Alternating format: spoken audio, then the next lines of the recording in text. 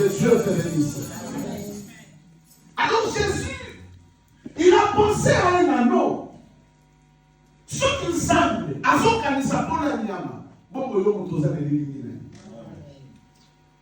alléluia. Vous voyez ce qui me pousse moi à s'attacher à Dieu.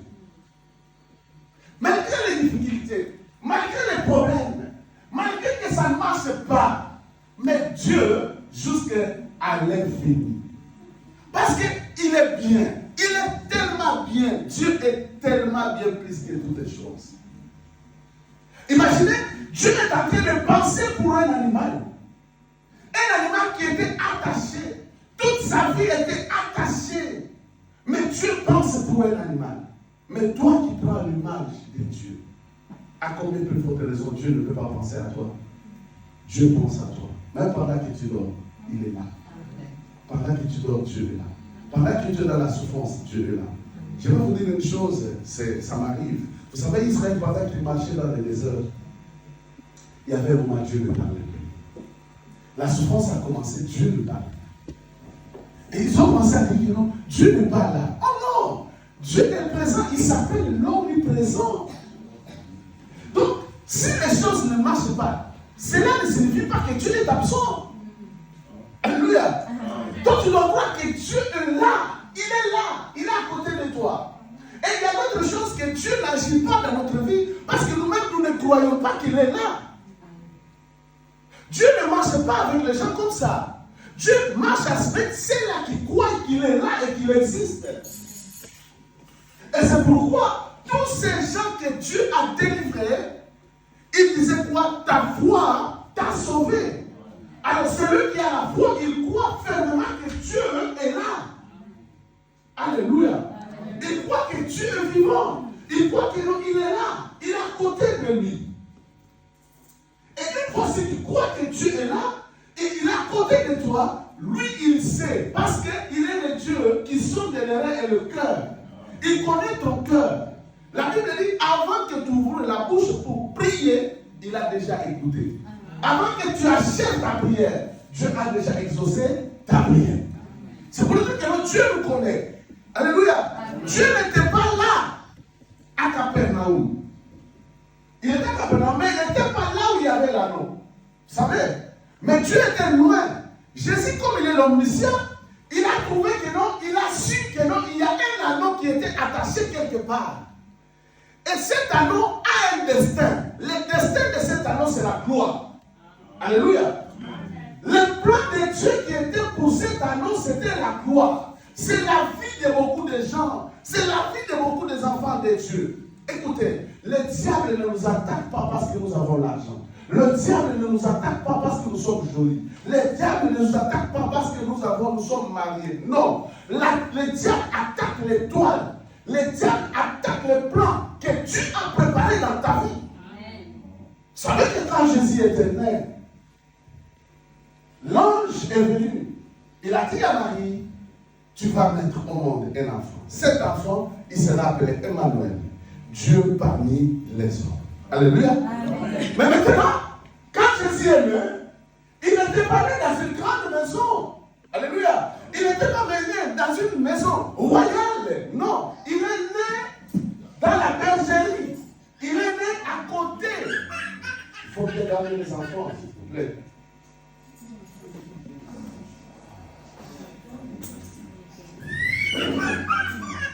Vous le prenez.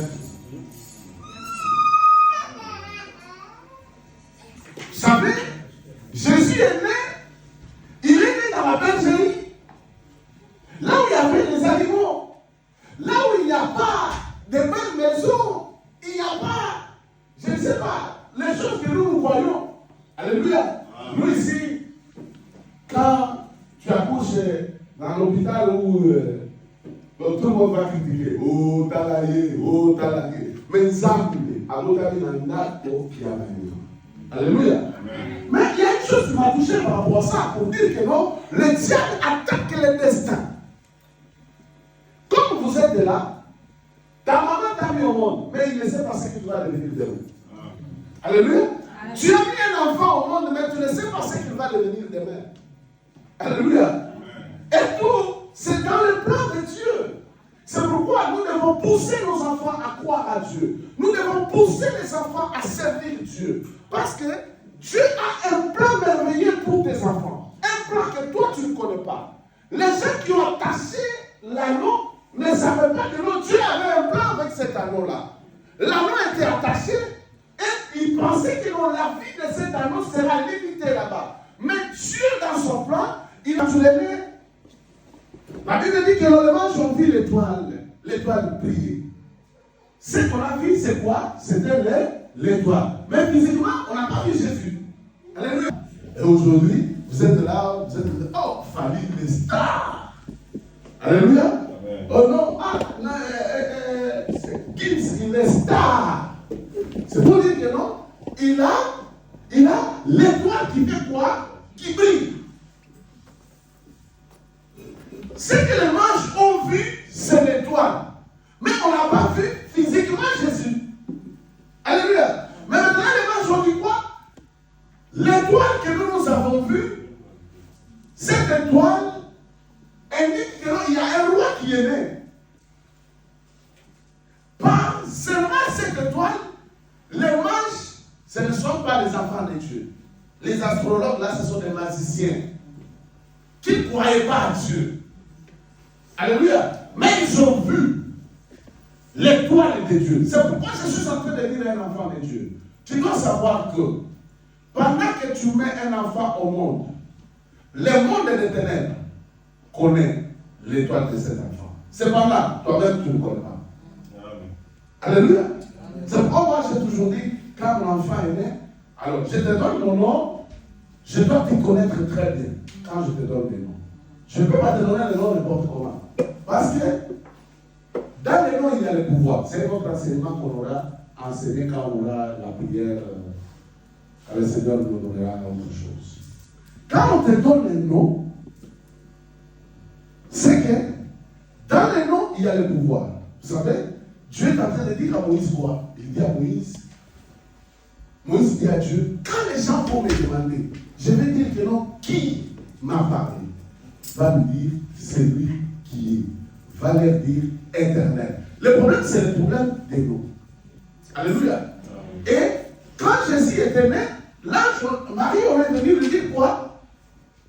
Le fils que tu vas mettre au monde, il portera les noms. Et les noms signifient ça. Donc, dans les noms, il y a le pouvoir. On te donne le nom Tuburi, non? On te donne le nom Maskini, donc pauvre. On te donne les noms et tu acceptes ça. Ce sont les noms que tu donnes aux enfants. Oh non, on te donne au cimetière. Hein? Machosi, voilà. Donc, choléra. Donc, ces noms-là influencent la vie de quelqu'un. Et quand ça influence ta vie, ça suit aussi les stars, ça suit aussi les plans là. Et tu verras que dans ta vie, il y a des histoires qui ne marchent pas, qui correspondent à cette histoire-là. Mais Dieu savait, il connaissait déjà. Mais quand l'étoile était en train de briller, ils ont vu. Mais Marie n'a pas vu cette étoile. Marie n'a pas vu. Elle n'a pas vu. Mais ceux qui ont vu l'étoile, c'est toi. Les mages, les astrologues qui ont vu l'étoile. Et quand ils sont venus pour l'adorer, ils sont allés chez le roi. Quand ils sont allés chez le roi a dit que non, allez-y voir et moi, je viendrai aussi là l'adorer. Le combat a commencé. À cause de quoi? De l'étoile. Quand le roi a dit que non, moi aussi je vais aller, ok, c'est faux. Il cherchait à les tuer. C'est pourquoi Marie et Joseph, ils ont traversé en Égypte pour vivre avec Jésus. Parce que Hérode cherchait à les tuer. Et il a tué beaucoup de garçons. C'est pourquoi on chante. Ça a toujours été pendant la fête que les enfants de Dieu sont tués. C'est pendant la fête que les enfants de Dieu sont tués. C'est pendant ce temps-là où les jeunes garçons, où les enfants, même mâles, tout était mort. Alors, je voulais dire à un enfant de Dieu, Dieu connaît ta situation. Malgré que tu es comme ça, Dieu connaît ta situation. Dieu connaît ce que toi tu es. Alors, il connaissait ce que cet animal était. Alors, il se décida de faire quoi? De le libérer. Alors, aujourd'hui, je vais parler pour une question. C'est seulement une question que je vais développer pendant quelques minutes. Alors, c'est quelle question que je dois poser? Pourquoi Dieu a-t-il libéré? Autrement dit, pourquoi Dieu avait détaché cet anneau? Pourquoi? Pourquoi Dieu l'a détaché? Pour quelle raison Dieu l'a détaché? Écoutez, Dieu ne peut pas délivrer quelqu'un s'il n'a pas une mission avec toi. Si Dieu te délivre, c'est qu'il a une mission avec toi.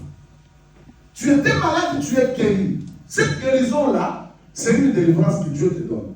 C'est que tu as une mission à faire avec ce que Dieu a fait avec toi. Qu'est-ce que Dieu avait dit? Si vous lisez bien les Écritures, la Bible dit, Jésus dit que non, détachez-les et amenez-la. Amenez-les moi. Pour faire quoi? C'est pour monter dessus. Alléluia. Et cet anneau peut se nous faire quoi? Lui servir. Donc, la première des choses,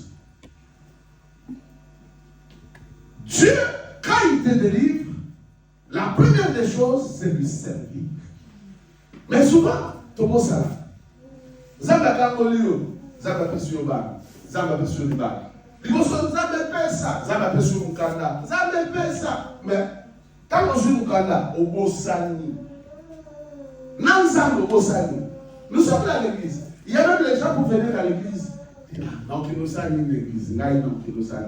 Donc, il se voit au-dessus. Mais va à l'hôpital, tu vas voir les gens qui n'arrivent même pas à se lever, qui n'arrivent même pas à boire, qui n'arrivent même pas à fumer, qui n'arrivent même pas à marcher, qui n'arrivent même pas à serrer les yeux.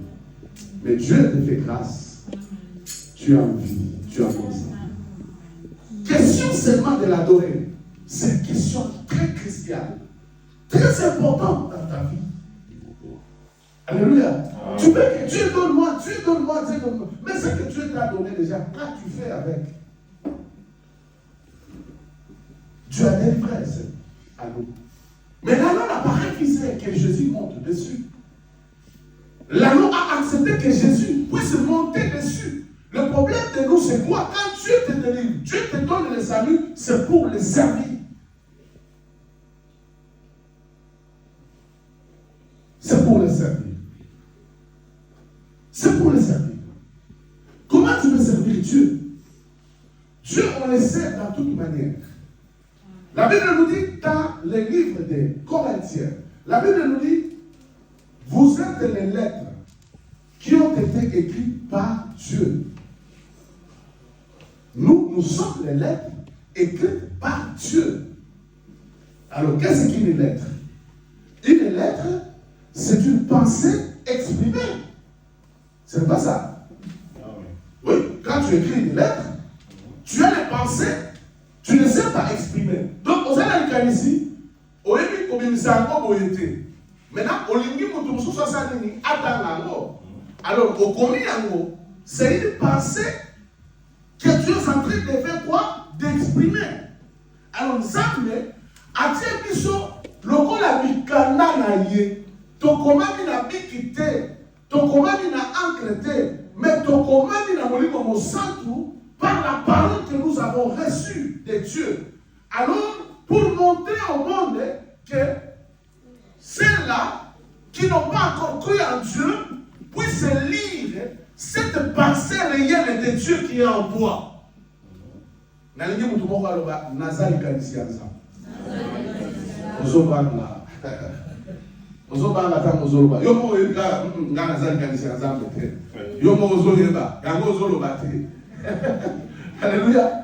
Je veux que tu dises encore très fort que non, je suis une pensée de Dieu. Je suis une pensée de Dieu. Je suis une pensée réelle de Dieu. Je suis une pensée réelle de Dieu. Que Dieu te bénisse. Amen. Tout celui qui est une pensée réelle de Dieu, il va démontrer ce que Dieu pense. Est-ce que toi tu montres ce que Dieu pense? Quand les gens te voient, ils peuvent glorifier Dieu pour toi. Alléluia. Il y a des gens qui aujourd'hui Dieu les délivre. Quand ils commencent à prier, tout le monde passe et dit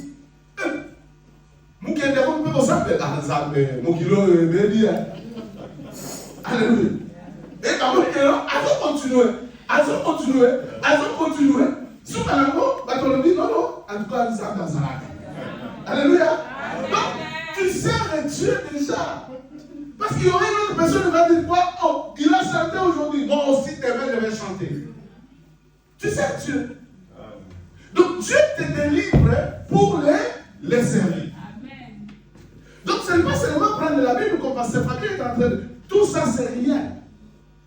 D'abord, la prédication, c'est notre vie. Tout celui qui prêche, c'est pour prêcher ce qui n'est pas de sa vie. Donc, il ne donnera pas la vie. Si tu veux donner la vie, ta vie doit correspondre à ton message. D'abord, ce qu'on doit vous prêcher, ça doit être notre propre vie. Ce que nous avons vécu. Parce que moi, j'ai cru en Dieu, parce que j'ai reçu la parole de Dieu. J'ai contemplé la gloire de Dieu dans ma vie. Et je sais ce que Dieu a fait avec moi. Même si aujourd'hui j'échoue, même si aujourd'hui que ça ne marche pas, moi je sais ce que Dieu a fait avec moi. Je connais la grandeur de ce Dieu-là. Alléluia. Je sais ce qu'il fait. Je sais comment il est capable d'agir et de faire dans ma vie. Il y a des gens qui ont déjà goûté le bien spirituel. C'est pourquoi Paul dit même, après avoir écouté le bien spirituel, tu as prêché, tu as modéré, tu as chanté, tu as prêché la bonne nouvelle, tu as eu à craindre Dieu dans ta vie. Après un moment, tu rentres dans le monde. Alléluia. Tu sers le monde. Tu ne donnes plus de manger. Et tous amis, souvent tu vas dire, ah, comment il a écouté, on va écouter, mais pourquoi tu ne le fais plus? Dieu est mort. Maman, si je dépasse, tu me fais signe. Ah, merci. Je ne veux pas avoir de problème avec. Merci. Est-ce qu'on peut acclamer très fort dans le monde? Il faut que Dieu nous aide. Un jour, que Dieu nous donne notre propre salle, où nous allons louer, où on peut faire des séminaires. Parce que nous avons beaucoup de choses à dire. Nous avons beaucoup de choses à faire. Nous avons le temps de faire la délivrance. Nous avons le temps de faire. Mais le temps ici que nous avons, c'est vraiment limité. Alléluia. Amen. Donc, c'était pour servir Dieu. Donc, Dieu l'a délivré pour qu'il lui serve. C'est ça.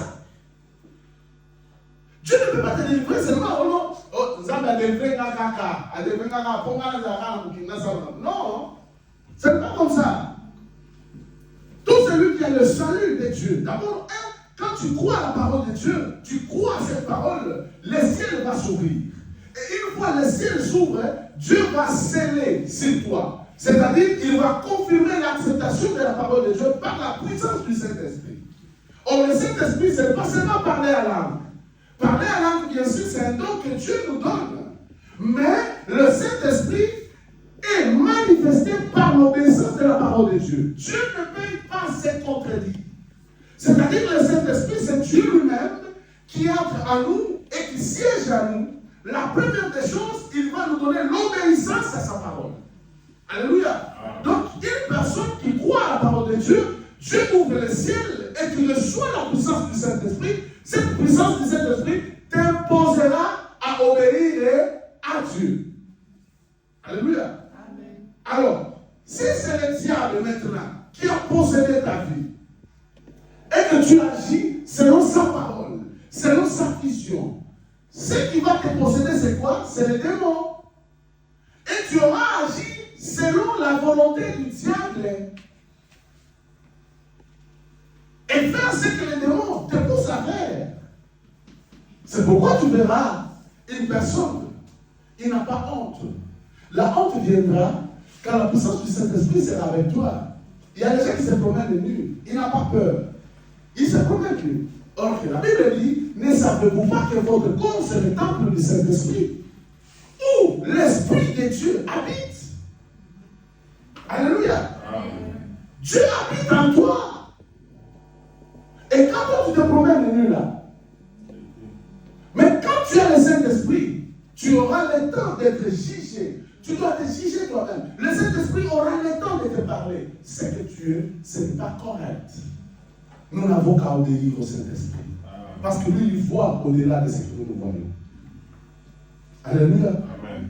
Alors, c'est comme ça. Dieu l'a délivré pour lui servir.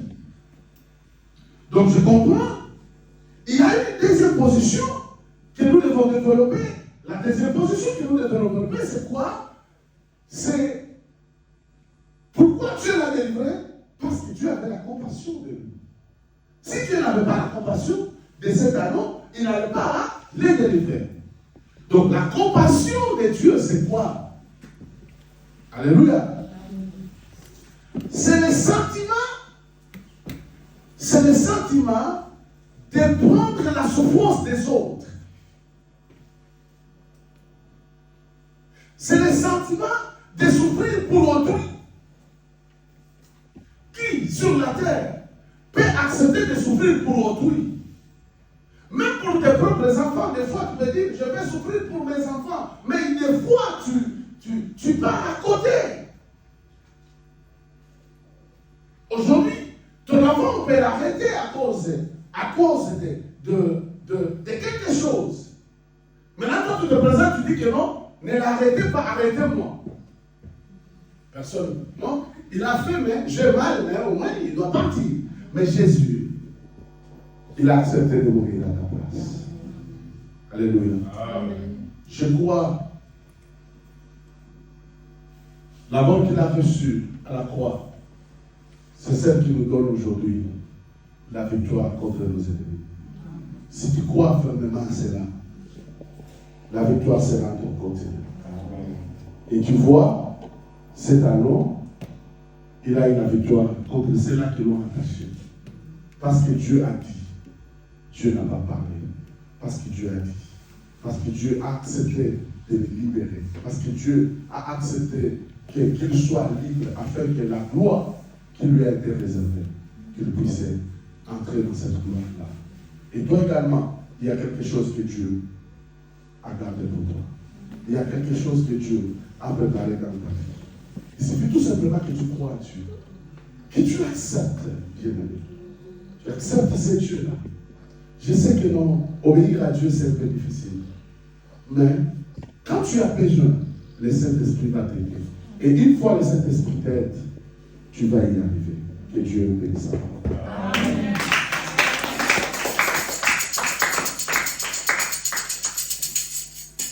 Je veux prier avec toi.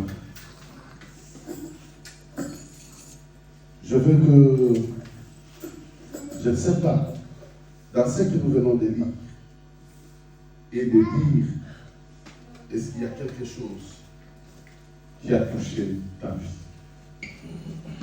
S'il y a quelque chose qui a touché ta vie, à présent, tu vas prier. Tu vas dire à Dieu. Tu as dit dans ta parole, quiconque invoquera le nom de Jésus, il sera sauvé.